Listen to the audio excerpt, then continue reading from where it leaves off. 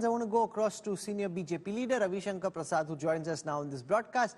Mr. Prasad, I want to deal with you about the politics. We're seeing a lot of opposition parties say, Mamata Banerjee say, Bengal ko kuch nahi diya, sab aapke Bihar ko de diya, Andhra Pradesh ko de diya, that wherever there is an ally who the BJP needs, that state has got special attention. Bihar also has an election next year. The likes of Maharashtra, the likes of West Bengal crying discrimination in the India bloc, wanting to protest in Parliament tomorrow against what they are calling a discriminatory budget. How do you respond to this, sir? First of all, they are focusing only on one part of it. What about the great encouragement to industrial growth, to manufacturing, to capex being risen to extraordinary heights? What about the great planning, investment for agriculture empowerment, for new seeds? What about the extraordinary effort being taken to stir up employment in the country, including skilling? All these are involving lakhs and lakhs crore of investment. What about lowering the price of cancer drugs, other drugs? What is about the initiative to simplify the tax regime, in income tax in particular, based from 50,000 to 75,000 crore? What about investment encouragement for foreign companies? Their corporate tax has also been lowered from 40 to 35%. What about the whole digital infrastructure being created in the entire country, including agriculture? You don't look into those things at all. What about electronic manufacturing being encouraged in the wake of extraordinary success of mobile manufacturing? So many factories have come in your backyard in Noida and Greater Noida, about 93 in all. There were only 2 earlier, now there are 270 mobile manufacturing units in the country. I had some role to play in this earlier under the direction of the Prime Minister. But coming to the pure politics of it, Nepal की नदियां निकलती हैं राहुल बाबू तो बिहारी को परेशान करती हैं कि बाकी को भी परेशान करती हैं. So this whole Purvodaya scheme of flood control is also for Sikkim, is also for Assam, is also for Himachal, is also for Uttarakhand. And coming from Bihar, we are always in great trouble from all these Koshi to Kamla Balan to Gandak to Budi Gandak, because in Nepal there is no barrage or etc. etc. Therefore, if investment is sought to be made, it is for the entire country. If Patna Pune road is being constructed, it will go all the way to Bengal borders, including touching the neck with Bangladesh and China. Don't you think there is also a strategic imperative for that? Therefore, ultimately, the tourism potential of Bodh Gaya, of Vishnupad Mandir, of Rajgiri, of Nalanda is of international significance, Rahul. Don't you know it? Therefore, if they oppose for the sake of opposition, I am not to say. Yes, one word I must flag. This whole issue of Andhra Pradesh ultimately arose because of the very, I would say, impractical, without thoughtless decision taken by the previous government. And all the consequences arose. Those being straightened up in this budget. What is wrong with that? I would like to say, let us take a holistic view of it. Also, on job creation, what's your hope in terms of actual outcomes around new jobs being created as a result of the new employment-linked incentives, the interns who get placed at these 500 companies? One of the opposition leaders we spoke to called them corporate agniveers, that you will train them, at the end of it they'll be back in the job market, not necessarily getting absorbed. If there are 1 crore such people in 500 companies, then that's a lot of people going to each company and there's no guarantee of them getting absorbed. So they've been called corporate agniveers in the making.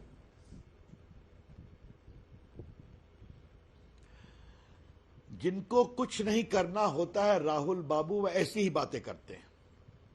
But the best hilarious comment I heard from some Congress people कि आपने हमारे this skilling और इसको आपने चुरा लिया. तो I said gently कि अब आप सत्ता से बाहर हैं, अभी 10 साल और रहेंगे, तो आपने कभी कुछ सोचा उसको अब चर्चा करना छोड़ दीजिए. We come to concretize it in a practical way. 500 top industries from your CSR fund, every new recruit, even if getting 1 lakh rupees per month, will get 15,000 rupees to their state of a bank account. I think that is a very unique thing. And today, Rahul, all the Agniveers are getting outlet in BSF, in CISF, in other Shastra Seva Bal or not, I am telling you, including exposure in the armed forces.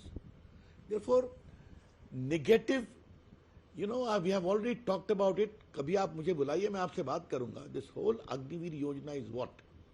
It is basically to energize the armed forces with youthful talent. That is the most important part. And many of them would be ultimately absorbed in this, those who have crossed the threshold. Therefore, Agniveer or no Agniveer, this budget for the poor, for the farmers, for the women, for employment, for self-employment, for MSMEs, for manufacturing, for infrastructure, it is addressing all the concerns. And it is going to really encourage growth in a very substantial way. This is how I see it.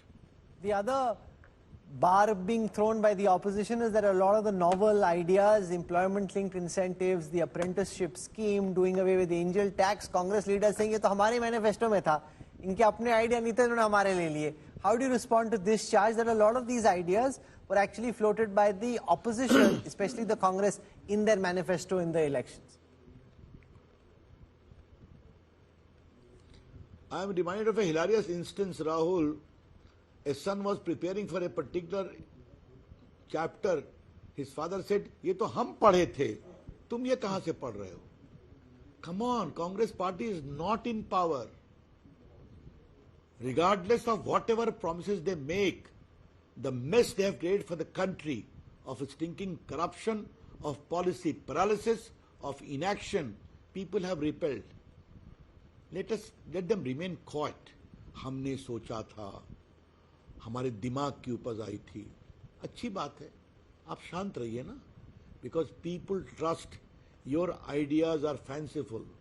The concrete ideas of delivery on the ground can only be done by Narendra Modi government. Therefore, we are here. Even the third term.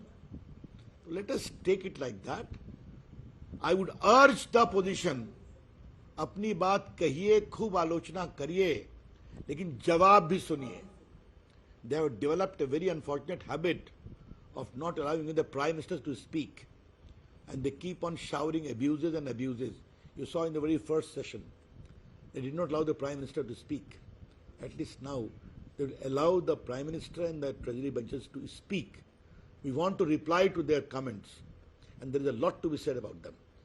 The other political charge is that till a few weeks ago, the government was saying there is no employment crisis, there is no employment challenge. Now suddenly employment is made the #1 issue. Is that the government responding economically to the political message of the general elections? If there is no crisis, no challenge, how does it suddenly become the first clear central theme of this union budget? First of all, kindly tell your research team, Rahul, and you have abundant of research team, to scan all the 10 budget speeches and economic survey of Modi's government as to how much space has been devoted to employment, employment generation, employment creation, both in the formal and non-formal sector. Did the Prime Minister talk about the Reserve Bank of India whole analysis on employment under the Modi government? How many crores have been created? Has the labor study not confirmed that? After all, so many digital infrastructure is being developed. Manufacturing is going up. Roads are being constructed. Highways are being constructed. Manufacturing is rising, including in the core sector, the defense sector. So many airports are coming up. Are these creating employment opportunity or not? So many mobile factories are in your backyard in Noida and Greater Noida. Are they creating jobs or not? Let us take a holistic view of it. बोलने को तो बहुत कुछ है, बोलने दीजिए उनको. But what this particular budget does is to also emphasize upon new avenues which they propose to create. I leave it there. Ravi, Shankar, Prasad, central message. Opposition ka kaam hai bolna. They will keep targeting the government, no matter what happens, even if it's a good idea, even if the idea originally came from the opposition. Their job, because they're in opposition, is to target the government. Thank you very much, sir, for joining us on this special broadcast.